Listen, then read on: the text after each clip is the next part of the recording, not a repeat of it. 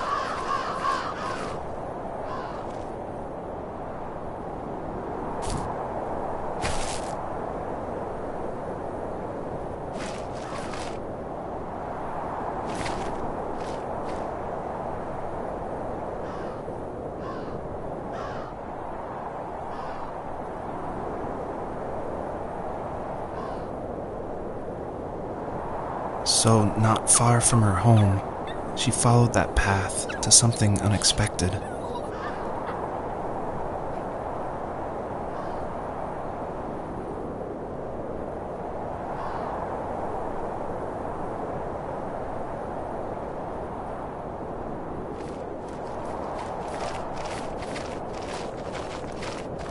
She couldn't stay, though. She had to find her other 2 children. So she took that path. She followed it towards something ancient. Something with answers.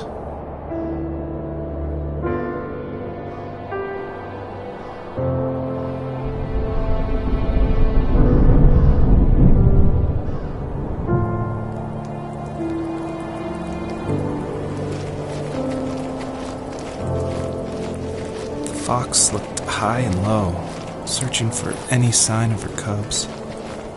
Points of light showed the way to this ancient tree. It was as if each one had a story to tell, all their own. The land was trying to tell my story, too. I felt like I was right behind her the whole time.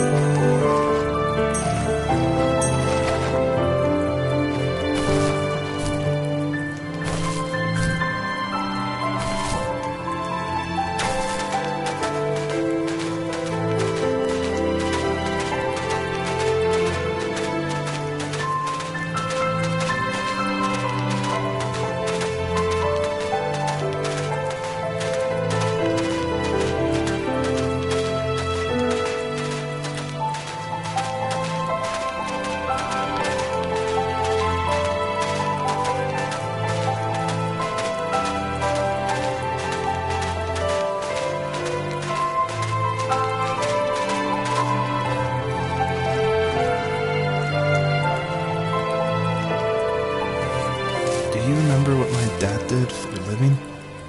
Wasn't he like a lumberjack? That's one way of putting it. If wood was a canvas, then a carving knife was his paintbrush. Even after working a 50-hour week, even after his hands were more splinters than skin, he would bring home the nicest piece of Alaskan weeping cedar and make me toys. That wooden train was the first toy I can remember, and I loved it. I just knew from a young age I was going to be a lumberjack, like my father.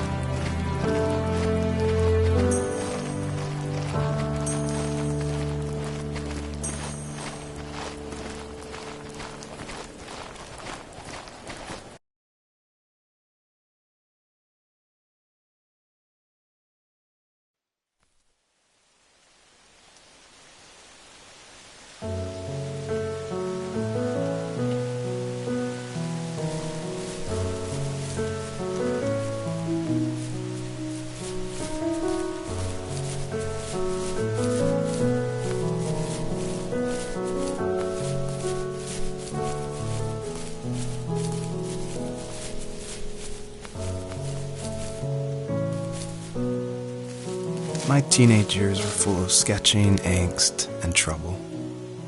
I wasn't popular or unpopular. Maybe just forgettable. I guess that gave me a sense of freedom, so I hung out with crazy kids, doing crazy things, even though I mostly just watched the chaos ensue. We did it all. Put fireworks in mailboxes, hide roadkill in people's garages, break windows of the barber shop in Anchorage. My dad was furious, but he was so busy working he couldn't do much to stop me from going out. I think being an adult means there's no one to stop you making hard decisions. He had to make a living, and he couldn't be in two places at once. Yeah, I realize that now. But at the time, I was sure he was more interested in growing his business than what was going on with me.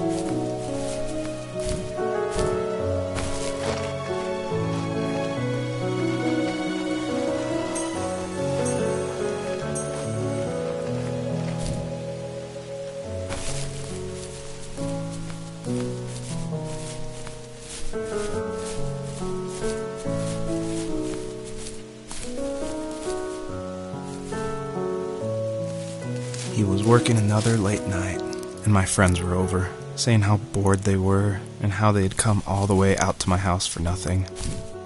One of them mentioned how that old, ugly beyond belief truck was still in the garage, and how we should take it for a spin. I was only 15, so I kind of fought it for a while. The next thing I knew, we were careening around the mountain path, rocks spitting onto the sides of the cliff, while my dad's cringeworthy bluegrass blared out the speakers. I drove while my friends were in the back of that yellow and purple truck, throwing beer bottles and trash at anything remotely interesting. Felt like I was soaring in the air with borrowed wings. But all good things have endings. A cop outside of Eagle River pulled us over after he saw us send a bottle rocket into someone's yard. What followed was a long night of talking to disappointed adults and feeling smaller than ever.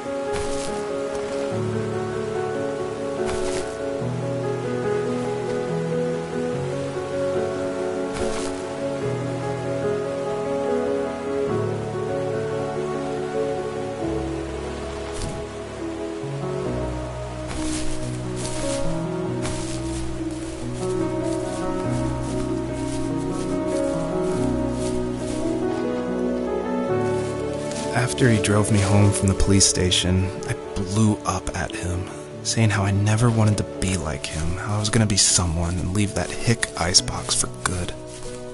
He just looked forward at the road with tired eyes. I took out that bluegrass tape from the cassette deck and chucked it out the window.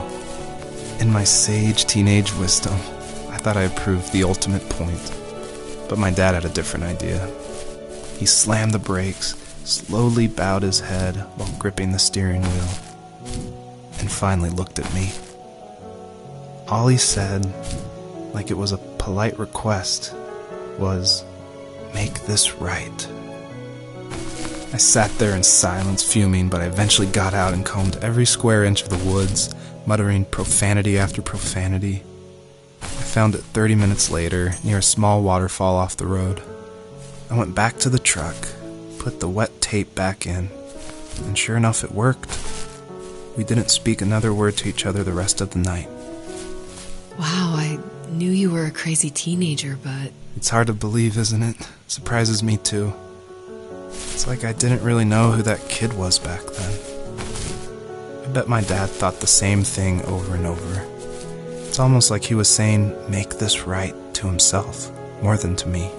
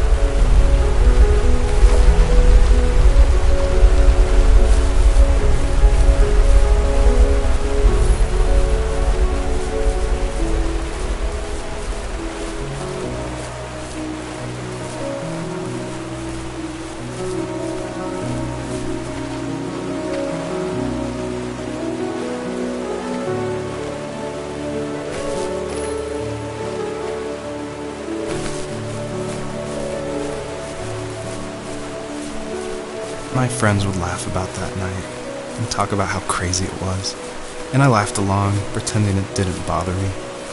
But it did.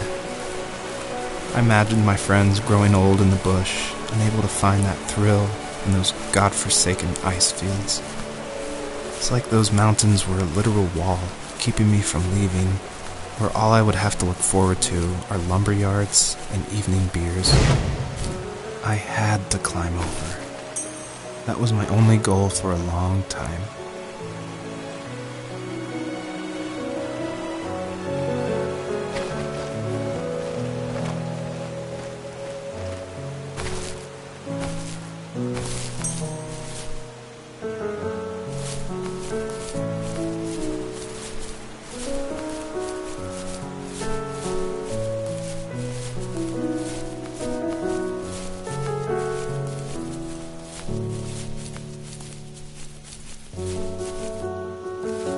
If there was some way I could take my love of drawing and turn it into a way of escape, nothing would make me happier. I wanted to create instead of tearing trees down. I wanted to move to the lower 48, not because I hated it there in Alaska, but I hated the idea of it. It's like all of that spite inside me had created this monster which followed me around my whole teenage years. I put so much energy into doing what others didn't expect of me. Why did I do that?